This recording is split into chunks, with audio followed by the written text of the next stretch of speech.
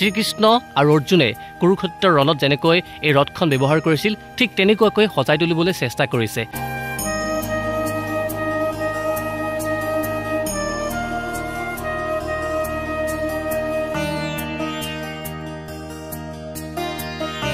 বহু বান্দৰ আছে আৰু বান্দৰখিনিক আপোনালোকে এনেকৈ যদি ভাবে কিবা কম বুলি তেনে খুৱাব পাৰে। নমস্কাৰ, মই শচীন সেমন্ত বৰা। আপোনালোক সকলোকে মোৰ আজিৰ এই ব্লগটোৰ মাজলৈ জনাইছো স্বাগতম। আছো মই এতিয়া গুৱাহাটী মহানগৰীৰ গীতানগৰত থকা গীতা মন্দিৰত। এই মন্দিৰভাগ হৈছে বিশেষ কাৰণ 1975 চনত স্থাপন কৰা হৈছিল। তাৰ সমান্তৰালকৈ অসম তথা গুৱাহাটীৰ একমাত্ৰ এইভাগেই হৈছে গীতা মন্দিৰ। আপোনালোক যেতিয়া এই মন্দিৰভাগ দৰ্শন কৰিবলৈ আহিব, এই মন্দিৰভাগৰ তোৰণখন দেখিলে আপোনাৰ ভাল লাগিব। চাওকচোন কিমান ধুনীয়া এই তোৰণখন, আৰু এই তোৰণখনৰ আৰ্হি হৈছে এখন ৰথৰ আৰ্হিত। শ্ৰীকৃষ্ণ আৰু অৰ্জুনে কুৰুক্ষেত্ৰৰ ৰণত যেনেকৈ এই ৰথখন ব্যৱহাৰ কৰিছিল ঠিক তেনেকুৱাকৈ সজাই তুলিবলৈ চেষ্টা কৰিছে। আৰু বলক আমি এতিয়া ভিতৰ ভাগলৈ সোমাই যাওঁ আৰু ভিতৰ ভাগৰ মন্দিৰভাগনো কেনেকুৱা বা মন্দিৰভাগৰ ভিতৰতনো কি আছে এই ব্লগটোৰ থ্ৰুদি আপোনালোকক দেখুৱাবলৈ যত্ন কৰিম। চাওকচোন কিমান ধুনীয়া এই মন্দিৰভাগ। এই মন্দিৰভাগলৈ আহিলে আপোনাৰ মন জোৰ পৰি যাব।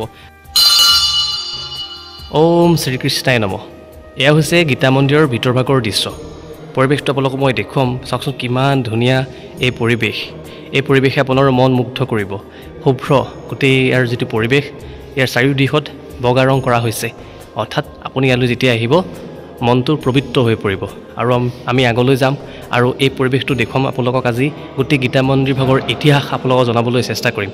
আৰু মোৰ সন্মুখতে আছে এয়া গীতা মন্দিৰ ভাগ, আৰু এয়া হৈছে শ্ৰীকৃষ্ণ। আপোনালোকক আমি ইতিমধ্যে মন্দিৰ ভাগ দেখুৱালোঁ, আৰু আহক আমি এতিয়া মন্দিৰ ভাগৰ বিষয়ে অলপমান জানো। কিমান চনত প্ৰতিষ্ঠা কৰা হৈছিল আৰু এই মন্দিৰ ভাগ ক'তনো আছে সেই সকলোবোৰ আমি জানিবলৈ চেষ্টা কৰিম। মুখ্য পূজাৰী আছে, আমি তেওঁৰ পৰা অলপ কথা জানিবলৈ চেষ্টা কৰিম। আমাৰ এই মন্দিৰ ভাগ কিমান চনত প্ৰতিষ্ঠা কৰা হৈছিল?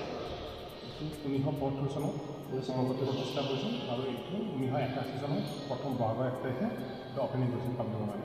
এই মন্দিৰভাগৰ কি ইতিহাস আছে? মানে ইতিহাস নাই, মানে ইয়াত মহানুমান চলিয়ে মানে নিজে বাহিৰত গীতা মন্দিৰ আছিল, আমাৰ অসমত গীতা মন্দিৰ নাই কাৰণে ইয়াতে তেওঁৰ প্ৰচেষ্টাত স্থাপন কৰিছিল। ইয়াত 1975 চনত হয়। ইয়াত মুখ্যতঃ কৃষ্ণৰ মূৰ্তি আছে। কৃষ্ণ মূৰ্তি হয়, গীতা মানে গম পাইছে কৃষ্ণ মুখৰ বাণী, সেইকাৰণে গীতা মন্দিৰ নাম হয়। আৰু ক'ৰ পৰা আহে ভক্তসকল? গোটেই ভাৰতৰ বিভিন্ন ঠাইৰ পৰা আহে। লগতে মই বহুত টুৰিষ্ট পাইছোঁ, ফৰেইনাৰো পাইছোঁ। ইয়াত এই মন্দিৰভাগ মানে কি আৰ্হিত মানে নিৰ্মাণ কৰা হৈছে? এইটো একচুৱেলি যিখন কৃষ্ণৰ ৰথ, সেই ৰথৰ আৰ্হি। আৰু আপোনাৰ ভাল নামটো? মোৰ নাম বিপুল গোস্বামী। বিপুল গোস্বামী, ধন্যবাদ থাকিল। আৰু তেওঁ কৈছে যে 2001 চনৰ পৰাই ইয়াৰ লগত জড়িত আছে, আৰু এজন আছে পূজাৰী, তেওঁৰ পৰা অলপ জানিব চেষ্টা কৰিম। আপুনি আপোনাৰ ভাল নামটোৰ কিমান চনৰ পৰা আছে ইয়াতে? মই 2024 জানুৱাৰী প্ৰথম মাহৰ পৰা আহিছোঁ 25 আৰু মোৰ নাম হ'ল শ্ৰী পংকজ শৰ্মা। হয়, মোৰ ঘৰ মানে কেনেকুৱা লাগিছে? আপুনি বেছিদিন হোৱা নাই যিহেতুকে। ভাল লাগিছে, খুবেই ভাল লাগিছে। পৰিৱেশটোৰ মাজত পৰিৱেশটোতো সুন্দৰ। ইতিমধ্যে কৈছে ইয়াৰ পৰিৱেশটো বৰ ধুনীয়া। আপোনালোকে ইতিমধ্যে আমি পৰিৱেশটোও দেখুৱাইছোঁ।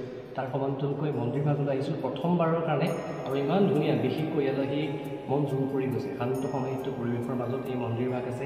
আপোনালোকো আহিব পাৰে। গুৱাহাটী মহানগৰীৰ গীতানগৰত থকা গীতা মন্দিৰ বুলি ক'লে বিখ্যাত। আপোনালোক আহিব পাৰে আৰু আহি পেলাই মন্দিৰ ভাগত এবাৰ দৰ্শন কৰিব পাৰে। আৰু ইতিমধ্যে আমি প্ৰভুৰ শ্ৰীচৰত সেৱা ল'লোঁ, তেখেতৰ পৰা আশীষ ল'লোঁ, আৰু মনটো কিবা পবিত্ৰ যেন লাগিছিল।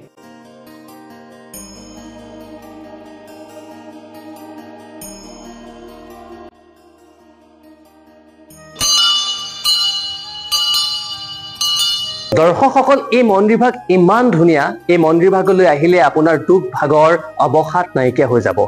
ইয়ালৈ আহিলে নিজকে পবিত্ৰ যেন অনুভৱ হ'ব। কিন্তু ক'ৰবাত এটা বস্তু দেখি দুখ লাগিছে, কাৰণ ক'ৰবাত হয়তো এই মন্দিৰভাগৰ যিটো প্ৰচাৰ আৰু প্ৰসাৰ হ'ব লাগিছিল, ক'ৰবাত যেন সিমান এটা হোৱা নাই, যাৰ কাৰণে ভক্তসকলৰ যিটো ভিৰ বহুত সেৰেঙা। গতিকে মই আপোনালোকৰ এটা অনুৰোধ থাকিল, এই ভিডিঅ'টো যিমান পাৰে সিমান শ্বেয়াৰ কৰি দিব, যাতে ভক্তসকলে এই মন্দিৰভাগৰ বিষয়ে জানে। কাৰণ এই মন্দিৰভাগৰ এটা বিশেষত্ব মই ইতিমধ্যে আপোনালোকক ক'লোৱে। গুৱাহাটীয়ে নহয়, অসমৰ একমাত্ৰ এভাগেই হৈছে গীতা মন্দিৰ। মই কোৱা কথা নহয়, ইয়াৰ যিগৰাকী মুখ্য পূজাৰী আছিল, আমি কথা পাতিছিলোঁ, তেওঁ এই বিষয়ে আমাক জনাইছে।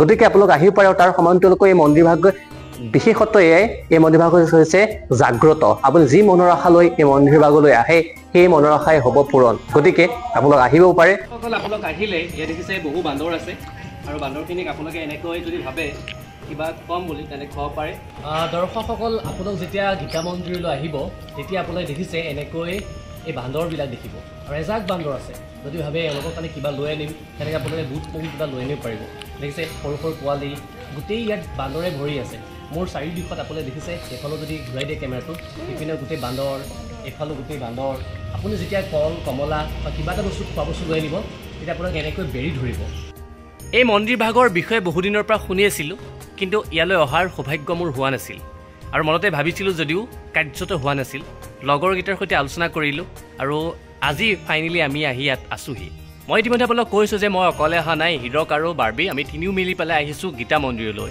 আৰু বহুদিনীয়া এটা আশা আছিল আশাটো আজি পূৰ্ণ হৈছে ইয়াৰ পৰা জানিব চেষ্টা কৰিম যে কেনেকুৱা লাগিছিল হীৰক কেনেকুৱা লাগিছে বাৰু ধুনীয়া তুমি আগত আহিছা নাই আৰু বাৰ্বি বহুত ভাল লাগিল আৰু আজি মোৰ প্ৰথমবাৰ ইয়াতে আহিলোঁ আৰু ইয়াৰ পৰিৱেশটো ইমান ধুনীয়া আৰু ইমান মানে এটা শান্ত পৰিৱেশ আহি বহুত ভাল লাগিল তুমি প্ৰথম আহিছা নেকি মই প্ৰথম আহিছোঁ আজি হীৰকো প্ৰথম মই প্ৰথম তাইও প্ৰথম তো প্ৰথমবাৰ কিন্তু ৰাস্তাৰে গ'লে সদায় মই গেটখন দেখি পাওঁ কিন্তু অহা হোৱা নাছিল সোমোৱা নাছিলোঁ ওপৰলৈ অহা নাছিলোঁ ওপৰলৈ আহিলে গম পাব ইমান ধুনীয়া পৰিৱেশটো নহয় জানো বাৰু ভিতৰলৈ আহি গম পালোঁ যে ইমান ধুনীয়া এটা যে মন্দিৰ আছে ইয়ালৈ সেইকাৰণে ইয়ালৈ আহি পেলাই খুব ভাল লাগিল ধুনীয়া শান্ত পৰিৱেশ আৰু গীতা মন্দিৰৰ বাহিৰৰ পৰিৱেশটো আপোনালোকক আমি দেখুৱাম এয়া চাওক মানুহ নাহে বুলি যে কৈছিলোঁ কিন্তু সেইটো ভুল এনেকৈ গাড়ী লৈ লৈ মানুহবিলাক আহে ফুৰিবলৈ আৰু গীতা মন্দিৰ দৰ্শন কৰিবলৈ আহে চাওকচোন কিমান ধুনীয়া বাহিৰৰ পৰিৱেশটো মই অলপ আগত আপোনালোকক শান্ত সমাহিত পৰিৱেশৰ কথা কৈছোঁ এয়া দেখিছেনে সন্মুখতে আছে গছ গছনি এই পৰিৱেশটো সেইকাৰণে বৰ ধুনীয়া শান্ত সমাহিত এটা পৰিৱেশ তাতে সেউজীয়া আৰু সেউজীয়াবোৰৰ মাজতে আছে এই গীতা মন্দিৰ ভাগ দৰ্শকসকল আপোনালোক যেতিয়া গীতা মন্দিৰলৈ আহিব আপোনালোকে তেতিয়া কিছুমান সৰু সৰু দোকান পাব তাত আপোনালোকে ধূপ ধূনা চাকি বন্তি তাৰ সমান্তৰালকৈ ফল কমলা আন যি যি বস্তু লাগে সকলোবোৰ পাব দুগৰাকী বাইদেউ চালক কথা পাতিম কেতিয়াবা তেওঁলোক ইয়াত এনেদৰে নিয়োজিত হৈ আছে কেতিয়াবা এনেকৈ দোকান দি চলক খুৰী আপুনি কিমান দিনৰ পৰা এনেকৈ কাম কৰি আছে আমি ইয়াতে তোমাৰ 20 বছৰে দোকানত কি কি বস্তু পায় আমাৰ ইয়াতে চাকি বন্তি ধূপ আৰু তোমাৰ মালা আৰু তোমাৰ পানীৰ বটল এনে সৰু সুৰা বস্তু গোটেইখিনি পায় আৰু প্ৰসাদৰ যোগাৰখিনিও পায় সকলোবোৰ পায় চব পায় আৰু আপুনি ক'লে মানে ডাঙৰ উৎসৱ বুলি ক'লে কি হয় ডাঙৰ উৎসৱ মানে এক বহাগ গীতা উৎসৱ হয় আমাৰ মানে মন্দিৰটোৰ ওপৰতে গীতাৰ ওপৰত হয় আৰু আপোনাৰ 1 জানুৱাৰী 1 বহাগ সেইকেইটা মানে আৰু আমাৰ মেইন আৰু গুৱাহাটী নহয় অসমত একমাত্ৰ গীতা মন্দিৰ ইয়াতেই আছে নহয় জানো হয় বিষ্ণু মন্দিৰ বুলি কয় এইটো গীতা মন্দিৰ বুলি ক'লে আমাৰ গুৱাহাটীত মানে অসমৰ ভিতৰত ইয়াতে আছে সকলো ৰাইজ আহিলে হ'ল আৰু বাহিৰৰ ৰাইজ আহে যদি আমাৰ ইয়াতে সকলোৱে মানে দিব পাৰে আৰু ইয়াত আমাৰ থকা জেগাও আছে চব মানে সুবিধাবোৰ আছে চব আপোনাৰ ভাল নামটো মোৰ বাৰী বিহাৰী ডালিমী ভূঞা হয় চবেই মোক তেনেকৈ জানে আজি ইমান বছৰ এনেকৈ আপুনি কাম কৰিছে কেনেকুৱা লাগে বাৰু ভাল লাগে আমি পাওঁ নাপাওঁ ইয়াতে থাকোঁ নিজৰ জেগাটো এৰি আমি যাব মন নাযায় খুৰীৰ নামটো কি আপোনাৰ আপোনাৰ ভাল নাম অঞ্জলি আপুনি ইয়াত কিমান দিনৰ পৰা কাম কৰি আছে 2008 পৰা ইমান বছৰ ইয়াত আছে হয় আপোনাৰ পৰিৱেশটো বৰ ধুনীয়া আৰু মন্দিৰো বৰ ধুনীয়া আৰু বনাইছে আৰু বেছি ভালেই হৈছে আৰু ক'ৰ পৰা মানুহবিলাক আহে বাৰু মানুহ আহে কম কিন্তু মানুহ এনেকুৱা নাহে মানুহ আহিলে ভাল লাগিব দেখোন ইমান ধুনীয়া বনাইছে লাহে লাহে মানুহবিলাক আগতকৈ হয়তো বাঢ়িছে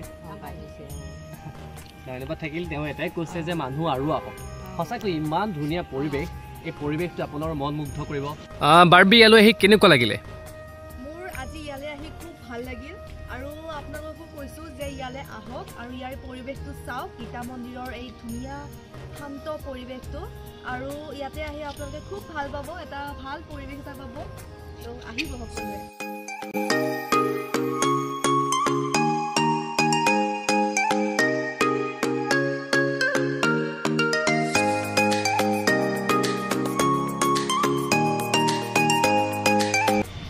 আশা ৰাখিলোঁ আজিৰ এই ব্লগটো চাই আপোনালোক সকলোৱে ভাল পালে মোৰ যে খুবেই ভাল লাগিল ভাল লাগে মোৰ সেউজীয়াবোৰ ভাল লাগে মোৰ আধ্যাত্মিক পৰিৱেশ ভাল লাগে মোৰ শ্ৰীকৃষ্ণ আশা ৰাখিলোঁ আজিৰ এই ব্লগটো চাই ভাল পালে যদি ভাল পালে তেন্তে এটা লাইক কৰিব পুনৰবাৰ এটা ভিডিঅ' লগ পাম আজিলৈ মানে জয় শ্ৰীকৃষ্ণ ধন্যবাদ